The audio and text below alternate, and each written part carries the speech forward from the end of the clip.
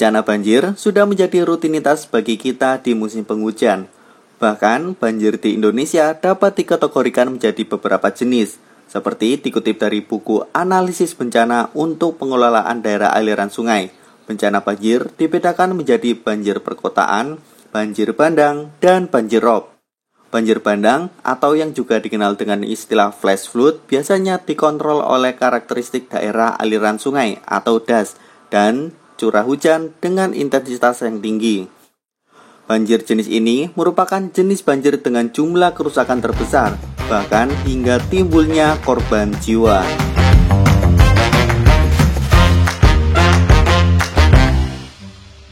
Hai, selamat datang di Teman Sains. Bencana banjir bandang menjadi salah satu bencana alam yang cukup sering terjadi di beberapa wilayah Indonesia. Bencana banjir bandang adalah banjir yang datang secara tiba-tiba dengan debit air besar yang disebabkan oleh terbendungnya aliran air di sungai ketika curah hujan lebat dan dengan intensitas yang tinggi. Banjir bandang terjadi beberapa waktu setelah hujan lebat dalam kisaran beberapa menit hingga beberapa jam dan terjadi dalam waktu yang singkat. Banjir bandang memang fenomena alam yang datang tiba-tiba, bahkan seringkali menyebabkan kerusakan lingkungan terutama bagi pemukiman warga hingga timbulnya korban jiwa. Ada beberapa macam penyebab terjadinya bencana ini, entah memang terjadi secara alami maupun karena ulah manusia. Beberapa penyebab alami terjadinya banjir bandang ialah terjadinya hujan lebat yang ada di wilayah tipologi daerah aliran sungai atau DAS, serta alur-alur sungai yang rawan. Kemudian air hujan akan terbendung akibat sampah vegetasi atau longsoran. Kemudian bendungan itu akan tiba-tiba jebol dan membuat aliran sungai mengalir secara tiba-tiba. Kemudian faktor tinggi rendahnya daratan juga menjadi faktor yang sangat besar dalam menjadi penyebab terjadinya banjir bandang. Ketika air turun dari dataran yang lebih tinggi, tentunya akan semakin cepat ketika menuju ke bawah. Hal ini yang harus diwaspadai karena kuatnya arus air tersebut bahkan bisa menghancurkan tembok-tembok rumah. Penyebab lainnya adalah bertemunya dua atau lebih aliran sungai yang menjadi satu. Manusia tentu tak lepas dari semua ini. Tercemarnya lingkungan dan jenis sampah seperti plastik akan membuat aliran sungai terhambat. Ketika sampah-sampah tersangkut, maka aliran sungai akan berhenti dan volumenya makin besar.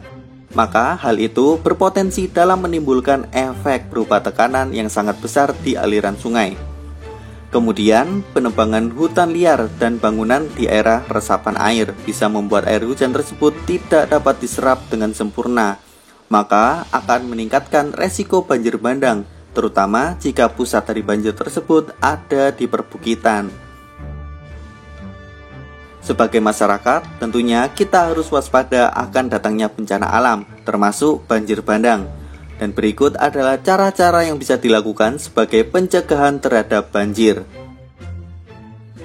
Yang pertama, menata aliran sungai dari hulu ke hilir secara terpadu sesuai dengan fungsi lahan. Kemudian, membangun sistem pemantauan dan peringatan dini pada wilayah yang sering terkena banjir. Memasang pompa dan penghalang ombak untuk daerah yang lebih rendah dari permukaan air laut.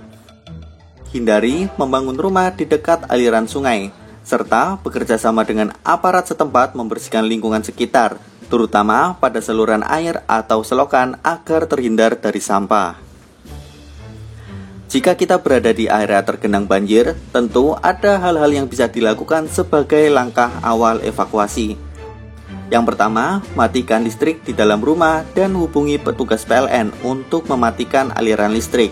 Dan jangan lupa mengamankan barang-barang berharga ke tempat yang lebih tinggi. Apabila banjir beresiko membahayakan, segera mengungsi ke daratan yang lebih tinggi sedini mungkin dan pastikan rumah kita dalam keadaan terkunci dan aman. Serta jangan berkendara atau berjalan di aliran banjir yang berarus untuk menghindari terseret. Hey, kalian ingin membahas apa di video selanjutnya? Tulis di kolom komentar ya, dan pastikan subscribe channel Teman Sains untuk update tiap minggunya. Sampai jumpa dan terima kasih.